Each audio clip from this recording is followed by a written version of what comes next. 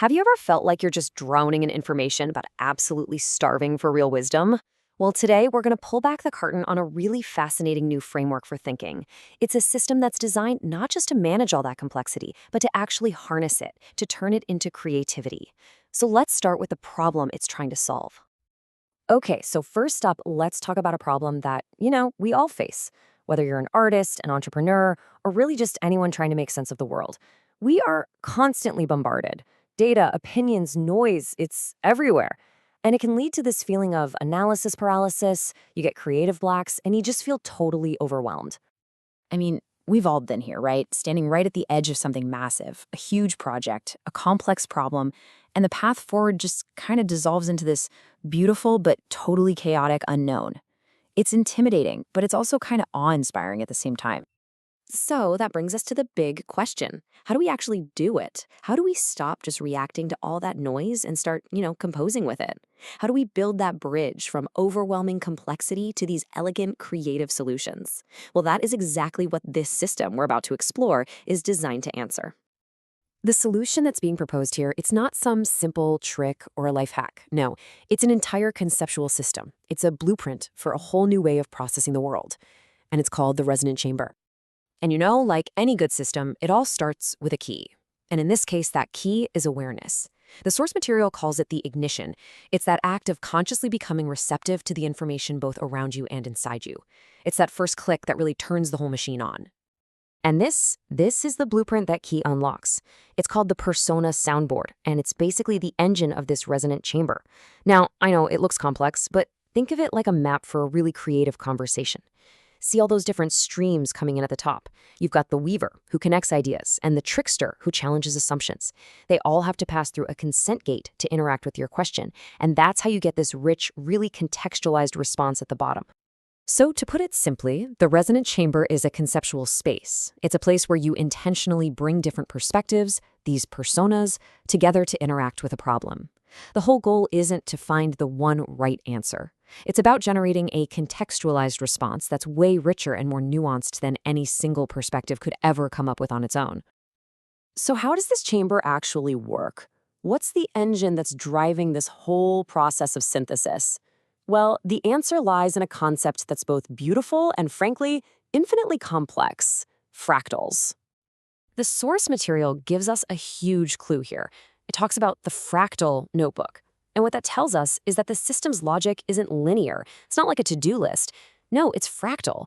That means the same basic patterns of asking questions and creating things repeat themselves at every single scale, whether you're looking at one tiny idea or an entire project. And this breaks that whole fractal process down into a simple, continuous loop. Step one is listen. You're taking in all that external data and processing your own internal state. Then, step two is think. You're questioning and analyzing that info from all those different viewpoints. And finally, step three is synthesize. You generate something new based on the resonance between all those inputs. This core loop is the engine, and it can happen in a split second or over the course of a whole year. And this just illustrates the core idea so brilliantly. On the left, you've got a diagram labeled a sovereign choice fractal information network. Kind of looks like a neural network, right? And on the right, you have a natural fractal pattern. The system's architecture is literally designed to mimic the elegance, the resilience, and that beautiful interconnectedness of patterns we find all over in nature. The key idea here is this: every system is a node, and every node is also a system. Just think about that for a second. Every idea, every person, every project is a node in some bigger network. But if you zoom in on that one node, you realize it's a complete, complex system all by itself. This is what makes the whole framework infinitely scalable. It applies to writing a single sentence just as much as it applies to, say, building an entire city. Okay, so that's all the theory. But what does the output of this kind of thinking actually look like? What does it make? Let's dive into the art of synthesis that this framework can produce. What you get is synthesis. You get transformation. The system can take something as structured and as linear as, say, text from a book, and completely reimagine it as this stunningly complex visual metaphor. This isn't just a collage. It's a deep representation of how countless small ideas and images can resonate together to form a totally new, coherent identity, a new thought.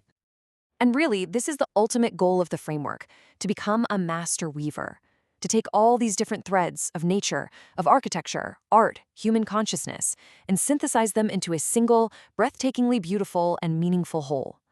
This right here is the art of synthesis in action. Now, I know this might all seem a little daunting, a whole new system for thinking, but here's the most important part of this framework. It's not a dogma. It's really just an invitation. And the framework itself makes this perfectly clear. This is not some all-or-nothing deal. The whole thing is modular. The invitation is for you to look at your own creative process, your own systems, and simply take the parts that resonate with you. Maybe it's the idea of using different personas, or maybe it's that fractal nature of ideas. You don't have to adopt the whole shebang. So why should we even bother trying? Well, because of this powerful idea. Sticking with a system that just doesn't serve you anymore, one that keeps you feeling overwhelmed or creatively blocked, that has a real cost. The effort it takes to change, to try a new perspective, is often so much less than the price we pay for just staying stuck. So you see, the path forward isn't really about finding some new world. It's about seeing the world you're already in with new eyes. It's about applying a new framework, a new lens, to the challenges and possibilities that are already right there in front of you, and just seeing what new paths suddenly become visible. Which leaves us with one final question for you to take away with you. Looking at your own work, your own creativity, your own life, what's the one part of your system that just isn't resonating anymore? What's the one node that might be ready for a change?